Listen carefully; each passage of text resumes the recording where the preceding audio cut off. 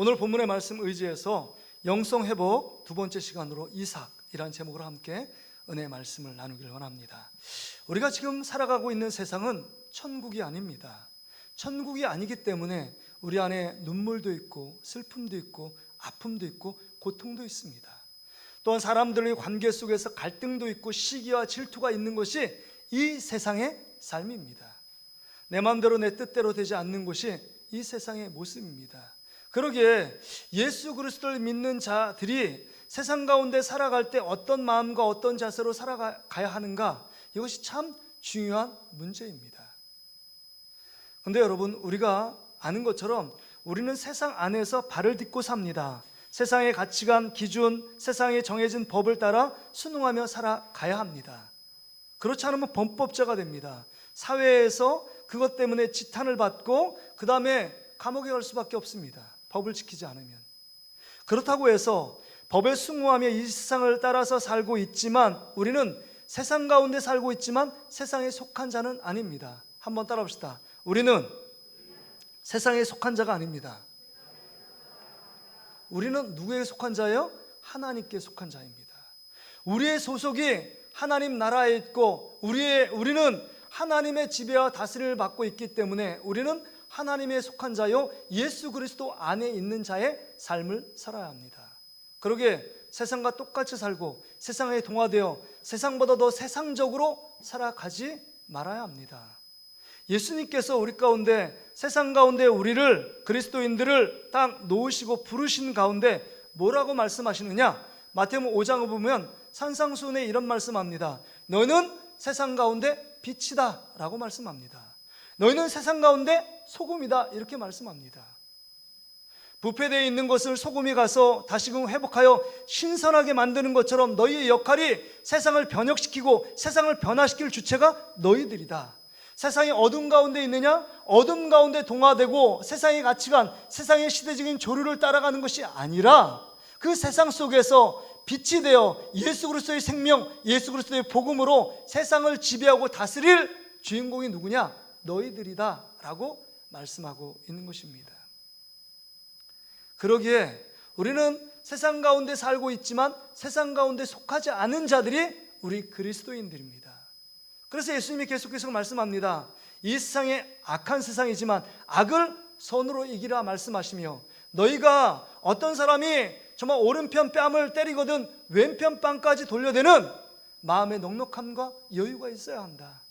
그 이후의 삶은 내가 책임진다 라고 말씀하시는 하나님의 음성, 하나님의 말씀에 귀를 기울이며 이 세상 가운데 살아가야 할 자들이 우리입니다. 오늘 본문에 보면, 창세기에 보면 4명의 족장이 나옵니다. 아브라함, 그 다음 이삭, 이삭의 아들 누굽니까? 야곱, 야곱의 아들 요셉이라는 4명의 족장이 등장합니다. 그럴 때 우리가 주목하는 사람은요, 아브라함 믿음의 조상, 너무 우리와 조금 더 동떨어진 삶, 그 다음에 야곱과 그 다음에 요셉도 파란만장한 삶을 살았지만 그 안에 축복은 너무 좋은데, 야곱이 받았던 축복들, 요셉이 받았던 애굽의 총리가 되는 축복은 너무 좋은데 그 축복을 받아 누리기 위해서는 그 밑에 있는 삶을 살아가기는 너무 버겁고 힘겹고 어렵기 때문에 나는 야곱, 요셉의 삶은 본받아야 되지만 그런 삶은 힘들어. 그러게 누구에게 더 주목하느냐? 여러분, 이삭에게 주목합니다. 이삭은 그래도 일평생 평안함을 살아갔던 정말 대표자가 아닌가? 그렇게 생각되어서 우리는 이삭의 삶에 주목합니다. 그런데 이 4명의 족장 중에서 오늘 26장의 말씀은 이삭 한 사람에게 포커스를 맞추고 있습니다. 아브라함은요, 많은 장을 할애하고 있고 야곱도 많은 장을 할애하고 있고 요셉은 더 많은 장을 할애하고 있습니다. 그런데 이삭은요, 오늘 본문 한 장에만 그 삶을, 여러분 독단적인 삶을 산 삶을 한 장에만 기록하고 있습니다. 그 전에도 아브라함과 이삭 얘기가 나옵니다. 아브라함과 겹쳐서 이삭 얘기가 나오고 이삭과 야곱 얘기가 나옵니다. 근데 야곱 중심으로 이삭이 덧붙여진 이야기입니다. 오로지 이삭을 조명하며 이삭의 삶을 집중하는 장은 한 장, 창세기 26장, 오늘 본문에 밖에 기록되어 있지 않습니다.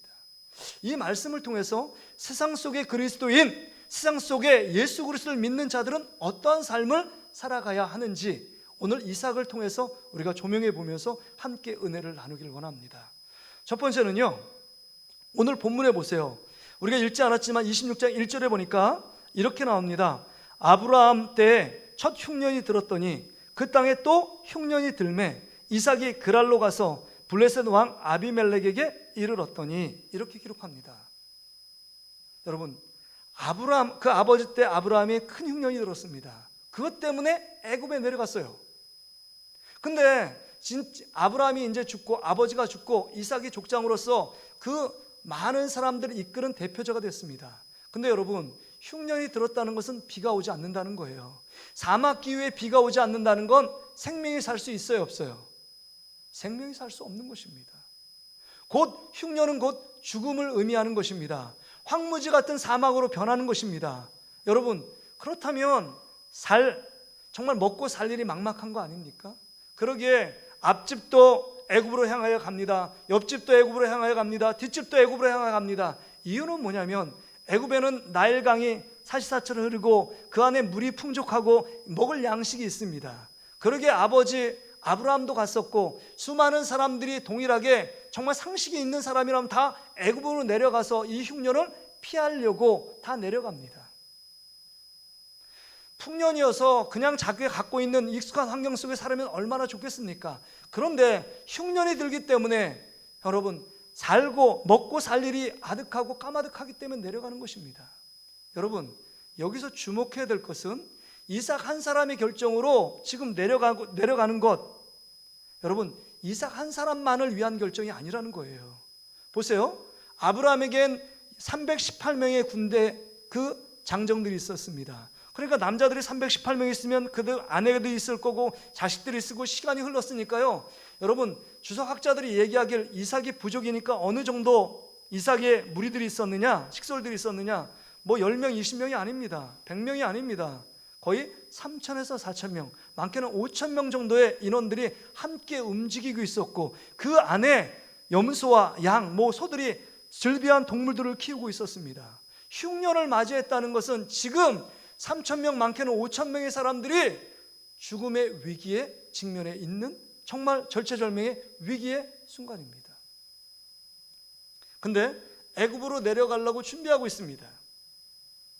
그런데 하나님이 뭐라고 말씀하시느냐, 이런 상황 가운데서 여러분 2절 말씀 한번 보세요. 2절 같이 읽습니다. 너무 중요하니까 시작. 여호와께서 이삭에게 나타나 이르시되 애굽으로 내려가지 말고 내가 내게 지시할 땅에 거주하라. 내가 지시할 땅이 뭐냐? 블레셋 민족이 거하는 그랄 지역입니다. 그랄 지역에 거하라고 말씀합니다. 네 아버지 아브라함도 그 말씀에 순종하여 거했던 것처럼 너 이 블레셋 땅인 그랄 지역에 거하라고 말합니다. 그랄 지역에 거하면 두 가지 큰 문제가 생깁니다. 첫째는요, 그랄 지역 안에도 흉년이 들어있는 것입니다. 흉년의 그늘 아래 있어요. 흉년의 영향권 안에 있습니다. 그럼 먹고 살 일이 막막합니다. 지금 그 큰 무리를 이끌고 애굽으로 내려가지 않고서는 여러분 하루 이틀을 버티기가 쉽지 않습니다. 이런 상황이에요. 두 번째 문제는 창세기 20장에도 보았던 것처럼 이 그랄 지역의 사람들은 너무 포악하고 잔인하고 정말 폭력성이 대단한 민족입니다. 그러기에 그 아버지 아브라함이 사라를 자기 누이라고 속일 정도입니다. 왜냐하면 아내를 죽여서 빼앗고 그 사라를 취할까 봐 거짓말을 시킨 겁니다. 그 지역이 지금 그랄 지역이에요. 똑같이 이삭도 그 거짓말을 하지만 그럴 정도로 정말 안전을 담보할 수 없는 정말 위험천만한 곳이 그랄 지역입니다. 그런데 이 세상 가운데 하나님이 뭐라고 말씀하십니까? 그 말씀에 순종하여 그랄 지역에 거하라는 것입니다. 도저히 인간적인 상식으로는 그 말씀에 순종하기 참 어렵습니다. 모든 사람이 지금 애굽으로 이사하여 내려가고 흉년을 피하려고 몸부림치는 그 행렬들을 보고 있습니다. 그럼에도 불구하고 지금 이삭은 하나님 말씀에 순종하기로 결단합니다. 그래서 6절에 보세요. 6절에 이삭이 그랄에 거주하였더니 하나님 말씀에 순종하기로 작정한 겁니다. 세상 가운데 사는 첫 번째 이 이삭의 모습은 이런 모습입니다. 하나님 말씀에 순종하고 있는 모습입니다. 화면을 한번 띄워주세요. 믿음으로 순종하는 삶이에요. 이삭이 믿음으로 순종하는 삶이에요. 그런데 여러분, 이 순종의 결과가 어땠는지 아십니까? 전혀 정말 순종하기 힘든 상황, 정말 순종하면 바보 취급받고, 정말 그 옆에 있는 모든 식솔들 인도하는 사람이 정말 이건 바보입니다, 이건 하지 말아야 합니다, 다른 모든 것은 해도 애굽으로 내려가야지만 살 길이 있습니다 라고 말하는 많은 사람의 설득, 많은 사람의 회유, 협박이 있음에도 불구하고 든든히 하나님 말씀이기 때문에 이 세상 가운데 보이지 않는 하나님의 말씀을, 약속의 말씀을 붙들고 순종하며 나갑니다. 그럴 때 어떤 현상이 있느냐, 어떤 결과가 있었냐? 12절 말씀을 보세요. 우리 12절 말씀 같이 한번 읽겠습니다. 12절입니다. 시작. 이삭이 그 땅에서 농사하여 그 해에 100배나 얻었고 여호와께서 복을 주심으로 그 사람이 창대하고 왕성하여 마침내 거부가 되어. 여러분, 마침내 거부가 되었다는 겁니다. 여러분, 여기서 놀라운 기적을 보잖아요. 흉년 가운데 한 배, 두 배 열심히 일해서 여러분 한 배, 두 배 남기는 거 그래도 이해가 되잖아요. 코로나19 상황 속에 모든 기업이 어렵다고 하지만 몇 기업들은 그래도 승승장구하며 뭐 전년도 매출을 몇 억 올렸다, 몇 조를 남겼다, 그런 기업이 많지는 않지만 몇 개 기업들이 있습니다.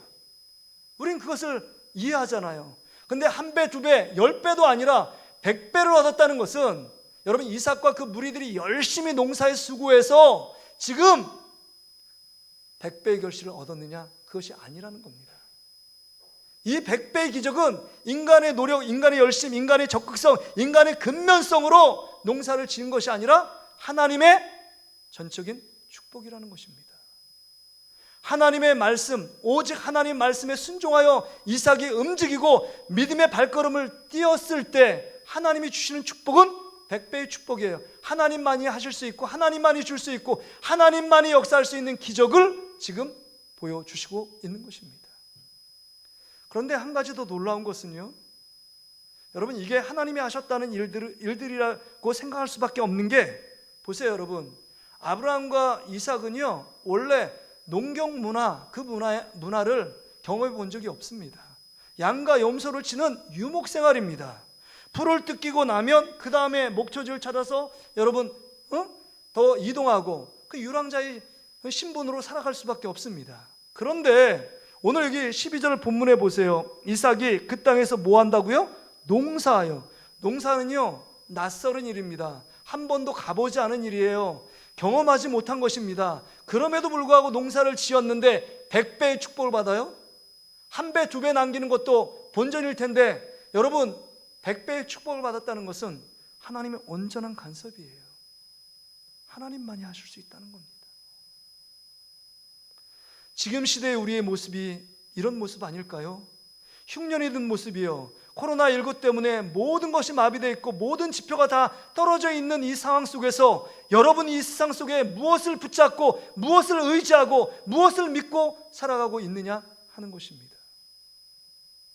이삭처럼 내가 하나님의 사람이기 때문에 세상 가운데 하나님 말씀에 순종하며 정말 어찌되든지 그 믿음의 발걸음을 내딛고 있느냐 하는 것입니다. 그 옛날 정말 그 여러분 여호수아가 이끄는 그 출애굽하는 그 이스라엘 백성 가운데 가나안 땅을 목전을 두고 있습니다. 그때 여러분 그 제사장들이 여호와의 법궤를 메고 범람한 요단강에 하나님 말씀에 순종하여 그 발을 내디리라고 명령할 때 그 명령에 순종할 사람이 누가 있을까요? 그러나 자기의 생명을 담보하고 몸을 걸고 믿음으로 순종할 때 요단강 물이 갈라져 여러분 뚝이 되고 길이 되는 거 아닙니까? 홍해 바다도 마찬가지입니다. 우리 삶에 정말 내 생각대로 세상을 살아가는 것이 아니라 하나님이 원하시는 주님의 말씀 따라 순종할 때 하나님이 주시는 놀라운 기적의 주인공이 될 수 있다는 것입니다. 우리는 이 영적으로 흉년의 시간을 보내고 있는 우리 이 삶 가운데 어떤 결정을 하고 어떤 것을 붙들며 살아가고 있느냐, 우리 자신을 돌아볼 수 있어야 합니다.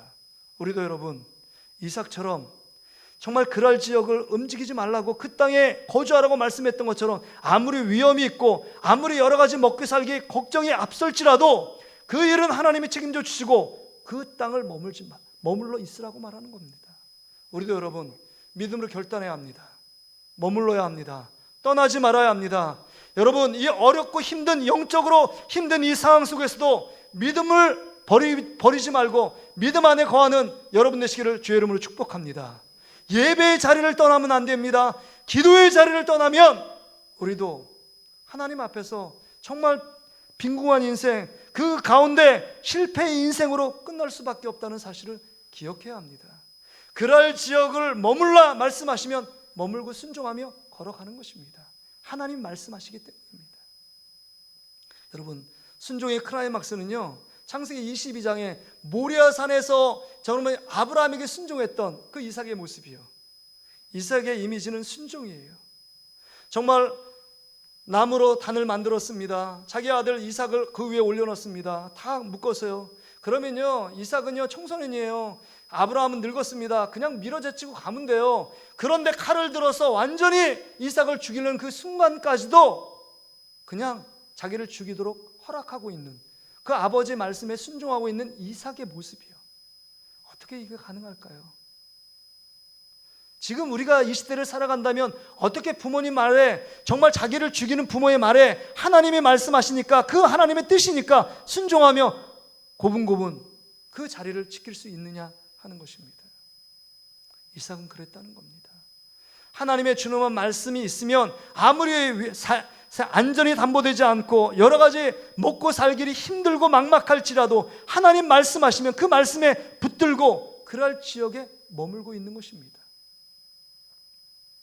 제가 전에 말씀드린 적 있잖아요. 제가 재수를 하는데 옆에 있는 장로님 권사님이 이번에도 대학 떨어지니까 다른 일을 생각해 보라고, 하나님께 기도해 보라고.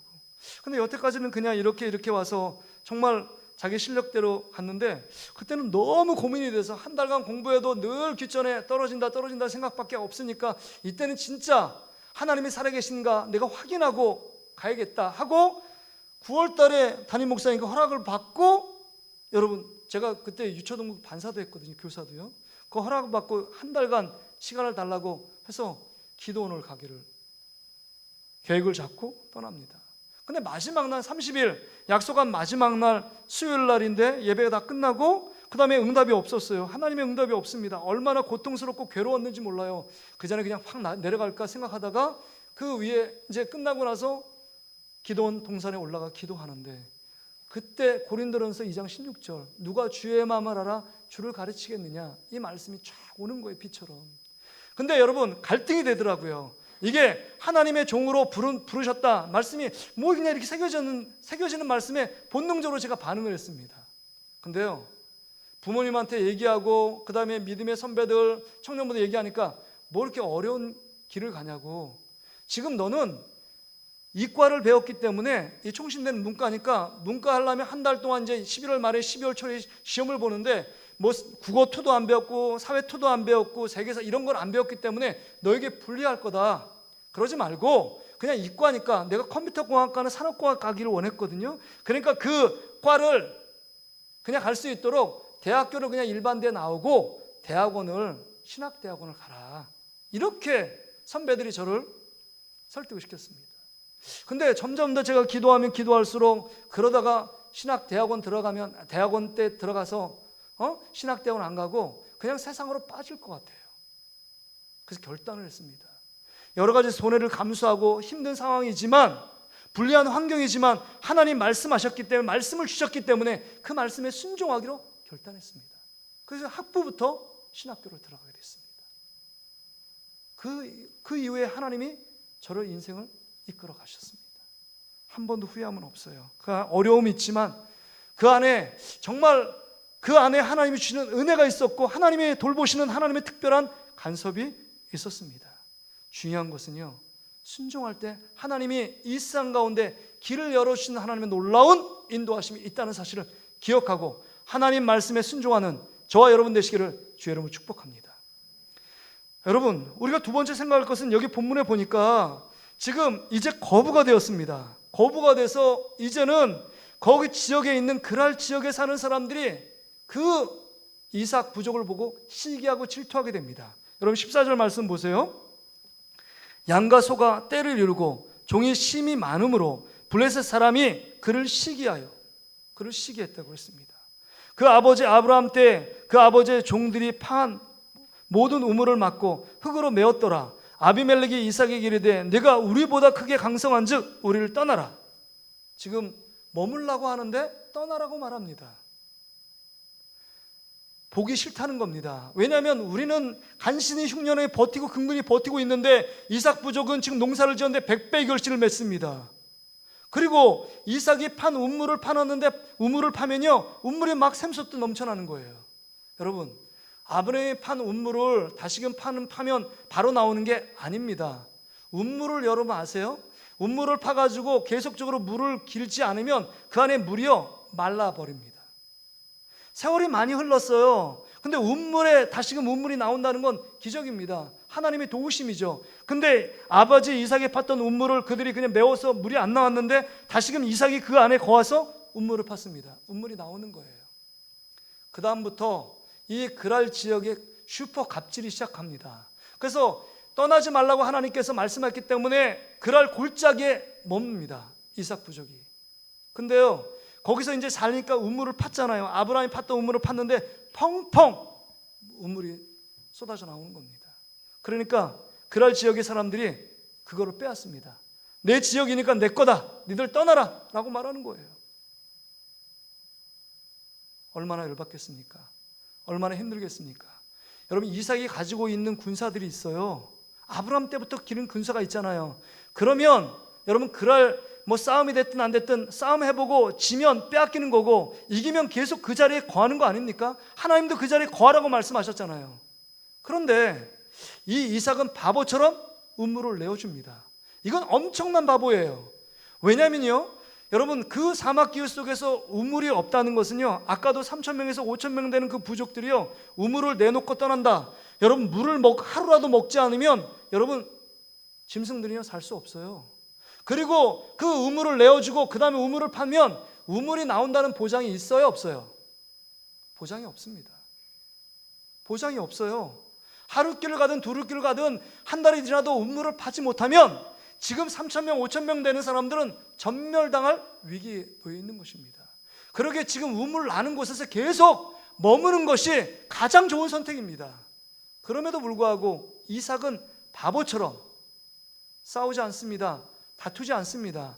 그냥 그거 내놓으라니까 내놓고 에색이란 지역에서 우물 팠는데 그 우물 내놓고 떠납니다. 또 우물 팠는데 우물이 나옵니다. 신나라는 지역에서 또 내놓으라니까 내놓습니다. 세 번째 옮긴 곳이 르호봇이라는 곳에서 우물이 너무 크니까 그때는 떠나지 말라 이런 말을 못하는 거예요.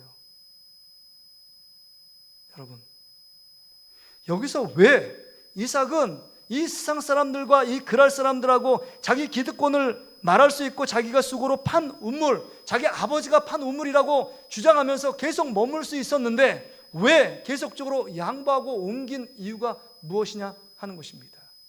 그 이유는요 화목을 위해서입니다. 두 번째 띄워주세요. 화목을 위해서요. 화목을 위해서 우물을 내어주고 있습니다. 우물은 곧 그 당시의 생명, 복과 관련이 있습니다. 그럼에도 불구하고 생명과 관련되어 있는 우물을 그냥 내어줍니다. 왜요? 싸우지 않고 화목한 길이 하나님이 기뻐하는 길이기 때문입니다. 여러분, 화목은요 예수님이 가장 기뻐하시는 일이에요. 산상수훈에 뭐라고 얘기했냐? 널 화평케 하는 자는 하나님의 아들이라고 칭함을 받는데요, 하나님의 아들이 누굽니까? 예수님과 같이 내가 칭해주겠다라고 말씀하는 겁니다. 싸움하지 않는 거예요. 화목한 거예요. 자기가 손해를 감수하고 희생을 치르더라도 바보 같은 취급을 받고 어리석다라고 주위에서 뭐라고 질타가 나려와도 하나님이 기뻐하신 일은 화목이고 화평이기 때문에 그 화평한 일을 열심히 일하고 아무리 느리고 힘들어도 빠른 길이 앞에 놓여 있어도 화목한 길이 아니라면 그것을 중단하고 돌아가는 것, 이게 이삭의 길이었습니다. 세상 속에서 살아가는 지혜가 여러분 화목이에요. 화목. 이렇게 화목의 길을 걸어가니까 어떤 일이 일어나는지 아십니까? 이 일들 믿음으로 결단하여 하나님 앞에 정말 그 생명 같은 우물을 내어줄 때 어떤 일이 생겼냐면, 오늘 우리가 본문에 읽었던 26절부터 29절에 보니까 슈퍼 갑질했던 그랄 지역의 왕 아비멜렉과 그 모사인 아우삿과 군대 장관 비골이 3명이 딱 오더니, 여러분, 이삭 앞에 무릎을 꿇은 겁니다. 이삭, 너의 삶을 보니까 두렵다는 거예요. 왜요? 내가 한 배도 흉년 가운데 정말 전전긍긍하고 있을 때 너희들이 100배 축복을 받는 것, 이건 하나님이 너희와 함께 있다는 걸 내가 보았고, 뿐만 아니라 네가 우물을 주울 때 우리는 감동했고 감격했다. 어떻게 생명 같은 우물을 그렇게 내어줄 수 있느냐, 이 모습을 보면서 하나님이 너희와 함께 있고 하나님이 너희를 붙들고 있고 하나님이 너희에게 복 주시는 것 보니까, 내가 너희들을 보니까 두려워서 살지 못하겠다. 지금 그래서 부활사바로 올라와 있는 지금 이삭에게 쫓아와서는 지금 계약서를 쓰자는 겁니다. 우리를 해하지 않겠다라고 계약서를 쓰라는 거예요. 그들이 떠나보내면서 정말 잔인하고 폭력적으로 그를 밀어붙이고 막 떠났는데, 이제는 그들이 무릎 꿇고 와서는 우리를 건드리지 말아달라고, 우리를 해하지 말아달라고, 우리에게 전쟁을 해서 우리 민족을 힘들게 하지 말라고 이 계약서를 써달라고 이 얘기를 하고 있습니다. 원수의 목전에 상을 베푸시는 하나님의 놀라운 증거들이 믿음으로 결단하며 주님 앞에 나아갈 때 이삭 부족 앞에 벌어지는 놀라운 일들이었습니다. 여러분, 우리는 지금 이 세상 가운데 살아가면서 어떤 결정을 하고 어떤 삶을 선택하고 무엇을 믿고 살아가고 있느냐, 왜 우리는 이삭과 같은 삶을 살고 있지 않은가 하는 것입니다. 우리는요, 세상에 너무 흡수되어 있어요. 세상에 동화되어 있습니다. 세상은 악한 마귀, 귀신, 악의 영들이 지배하고 다스리는데, 정말 우리가 인정하지 않든 인정하든 우리는 사단의 지배권 아래 있어요. 근데 세상과 동화되어 있고 더 세상적으로 욕심과 탐욕과 더 성공적인 삶을 추구합니다. 그래서 어떤 사람이 내 것을 하나 뺏어가면 밤잠 안 자고 2개를 다시금 뺏어오기 위하여 혈안이 되어 있는 우리의 모습입니다. 이것이 우리 삶이에요. 세상 가운데 경쟁력은 저 사람이 더 열심히 1시간 일하면 난 2시간 일하고, 세상 사람이 더 부유하면 그 더 부유해지기 위해서, 그 사람보다 더 잘 살기 위해서 내가 몸부림치는 것, 이게 세상적인 성공의 비결이라고 생각을 합니다. 열심히 사는 게 잘못된 것은 아닙니다. 성실히 사는 게 잘못된 것은 아닙니다. 그럼에도 불구하고 삶의 목적과 삶의 이유가 이 땅 가운데 성공하고 잘 먹고 잘 사는 데 있고, 내가 정말 어떻게 하면 다른 사람을 찍어 누르고 내가 원하는 대로 칼자루 휘두르면서 내 마음대로 내 뜻대로 내 고집대로 마음대로 살아볼까, 남의 수와 밑에 사는 것이 아니라 내가 권력을 잡고, 내가 힘이라는 권력, 그 지혜라는 권력, 내가 어떤 배경이라는 권력을 갖고 다른 사람들을 내 밑에 내 말 한마디에 움직일 수 있도록 만들 것인가, 이것을 추구하기 위해 살아가는 사람으로 살아간다면 우리의 모습은, 그 안엔 나는 있어도 하나님은 없는 삶입니다. 가장 큰 문제는 세상 가운데 너무 흡수되고 세상적인 매력, 세상적인 그 가치관, 세상적인 문화적인 그 시류를 따라 행동하고는 있지만, 그래서 유행에 뒤처지지 않다, 그 다음에 유행에 민감하게 따라가고 있다, 너 유행에 발맞춰가고 있다, 그런 얘기는 듣고 있지만 정말 그 안에 하나님이 없습니다. 하나님을 생각하는 하나님이 없어요. 하나님을 생각하지 않습니다. 우리의 삶 가운데 나를 지금까지 인도하신 하나님의 은혜, 그것이 없어요. 세상의 욕심, 나의 욕심, 내 삶은 있지만 하나님을 생각하지 않는 우리의 어리석음이 우리 안에 있다는 것입니다. 그러기에 우리의 살 길은 무엇일까요? 이삭이 하나님이 나의 하나님을 믿고 이제는 믿음의 결단을 이루어야 합니다. 믿음으로 살려고 몸부림쳐야 합니다. 보이지 않지만 하나님 말씀에 순종하며 우리의 걸음을 걸어나가야 합니다. 그리고 우리 가운데 함께 하시는 그 하나님이 우리에게 복 주시고, 우리에게 능력 주시고, 우리에게 생명 주시고, 우리의 안전과 우리의 삶과 우리의 가정과 우리의 자녀를 지키신다, 이런 믿음이 우리 가운데 있어야 한다는 겁니다. 믿음이 세상을 이깁니다. 믿음이 세상을 이겨요. 그러게 여러분, 우리가 이 땅을 살아갈 때 여기 본문에 보세요. 26장부터 쭉 가는 게 가장 큰, 여러분, 믿음은 뭐냐? 내가 너희와 함께 있다는 겁니다. 지금 하나님이 이삭에게 나타나서 말씀하시는 게 있잖아요. 내가 너와 함께 있겠다라는 말씀이에요. 야곱이 베델에서 하나님이 너와 함께 있다, 내가 너와 함께 있겠다. 요셉도 마찬가지로 내가 너와 함께함으로 네가 형통하겠다. 아브라함도 마찬가지입니다. 네가 어느 곳에 가든지 내가 너와 함께 있겠다. 이게 하나님의 사람에게 가장 큰 복입니다.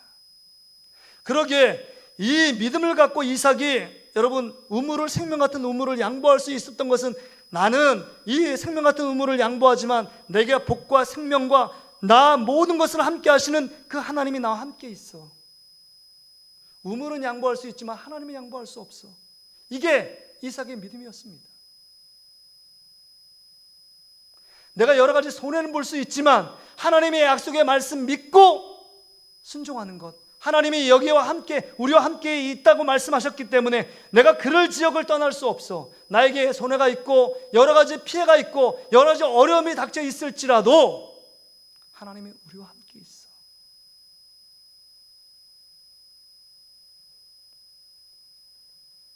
여러분, 이 시대를 살아가는 여러분의 경쟁력, 여러분의 노하우는 무엇입니까? 여러분 기억하세요. 한번 따라서, 나는 하나님의 자녀입니다. 나는 하나님의 자녀입니다. 나는 하나님의 자녀입니다.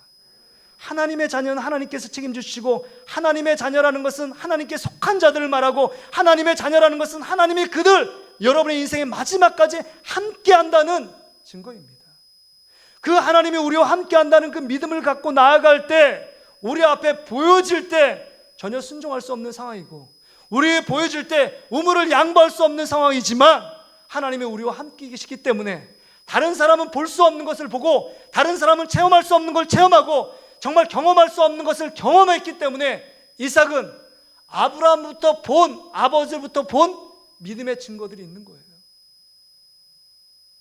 참 놀라운 것은 이 창세기 26장을 보면서 이삭을 이렇게 축복합니다. 그랄 지역에서 여러분 자기 아내 리브가를 또 누이라고 얘기합니다. 그것 때문에 아비멜렉한테 책망을 들어요. 그럼에도 불구하고 신실한 하나님, 함께 하신 그 하나님이 그 100배의 축복을 또 12절에 말씀하시잖아요. 아브라함도 흠이 있었습니다. 그럼에도 불구하고 아브라함이 가는 곳마다 하나님을 예배하며 하나님을 찬양하며 주의 말씀에 순종하는 그 모습을 본 이삭의 삶을요, 이 창세기 26장에 보니까 이삭을 축복받았는데, 왜 이삭을 축복하느냐? 네 아버지 아브라함 때문에 너를 복주겠다, 이런 말씀하세요. 계속.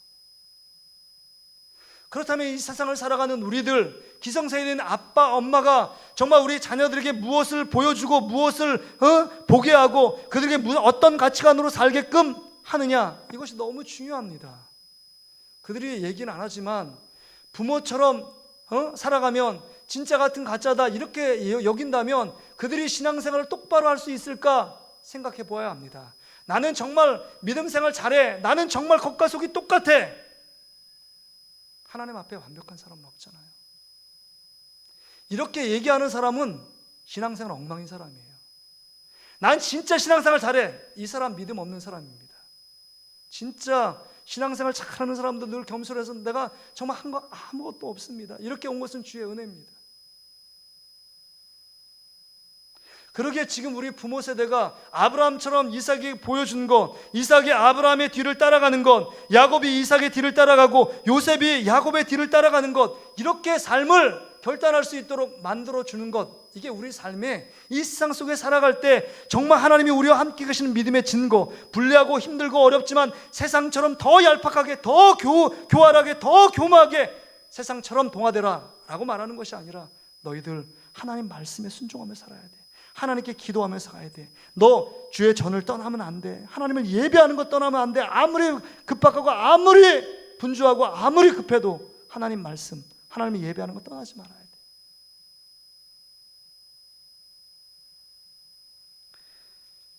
제가 어제 충격적인 신문을 하나 봤습니다. 목회 데이터 연구소에서 1월 한 달 동안의 조사를 했대요. 청년들에게 700명을 대상으로, 청년들에게.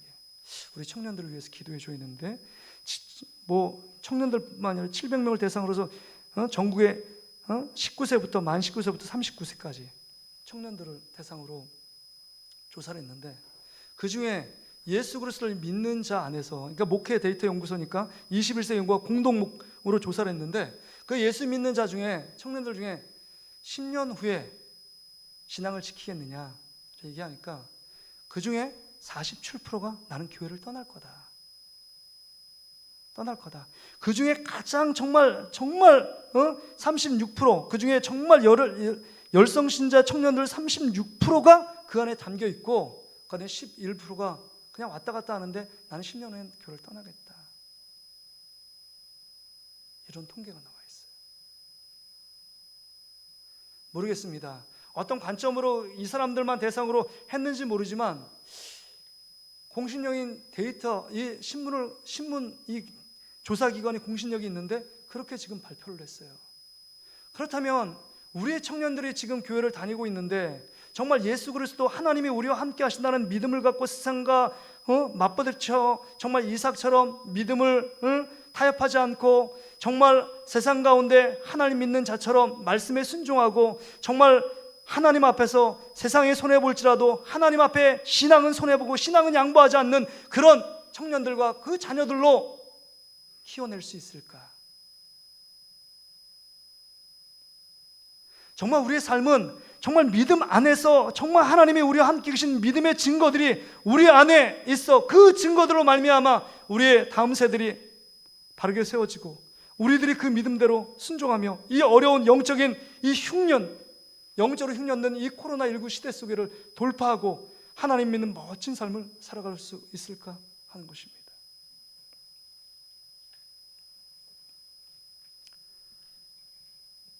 제가 강남에 있을 때 한 목사님이 자기 교회를 세우면서 간증을 한 1시간 반에서 2시간 정도를 했어요. 근데 참 너무 눈물이 나더라고요.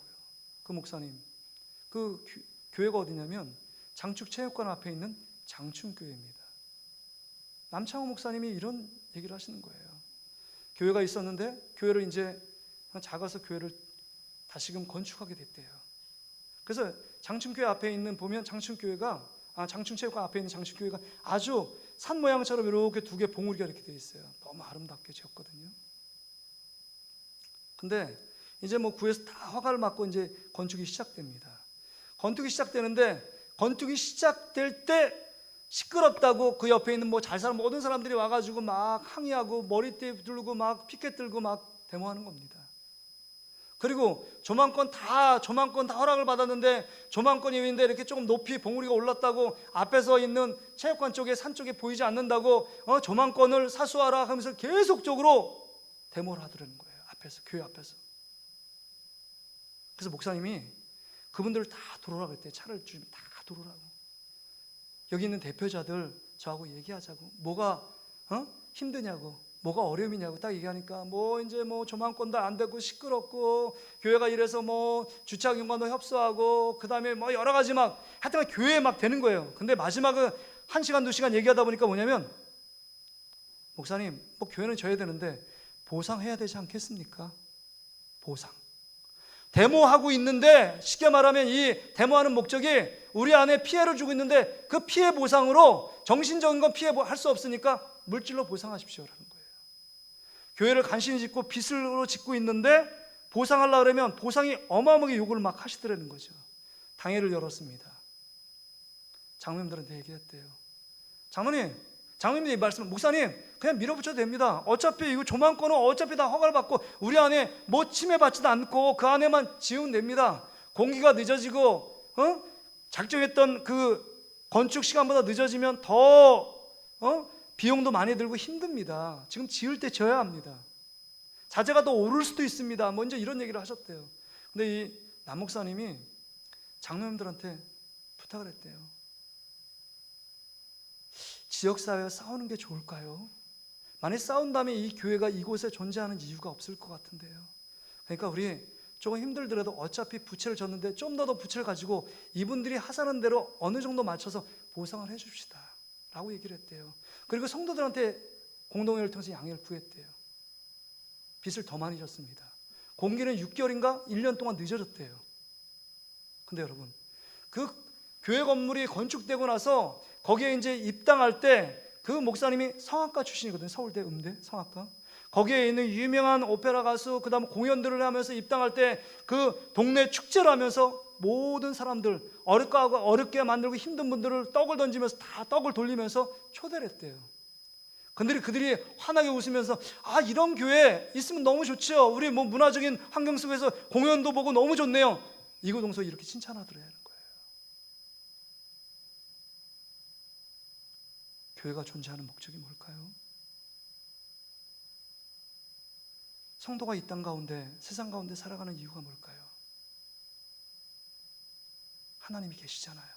우리 안에는 손해보고 희생이 있을지라도 화평하기를 원하시고 말씀에 순종하면 어려움이 따를 줄 뻔히 알면서도 그 걸음을 걸어갈 때 하나님이 우리와 함께 계셔서 우리의 걸음을 인도하여 가신다면, 그 믿음이 있다면 앞에선 손해보는 것 같고 앞에선 패배하는 것 같처럼 보이지만 뒤에서 웃고 계시며 우리의 삶을 궁극적으로 승리케 하시며 더 풍성케 하시는 하나님의 놀라운 손길이 우리 삶 가운데 나타나게 될 줄 믿습니다. 이 믿음을 갖고 나가는 저와 여러분 되시기를 주의 이름으로 축복합니다.